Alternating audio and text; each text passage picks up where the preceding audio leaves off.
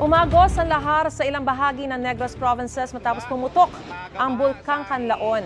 Naging kulay abo ang Padudusan Falls sa Canlaon City, Negros Oriental, pati sa Bahi-Bahi Falls sa La Castellana sa Negros Occidental.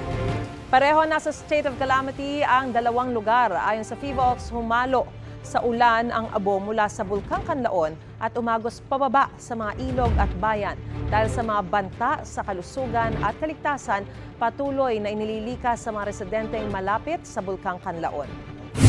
Mga kapuso, para una ka sa mga balita, mag-subscribe sa GMA Integrated News sa YouTube. Sa mga kapuso abroad, subaybayan niyo po kami sa GMA Pinoy TV at sa www.gmanews.tv.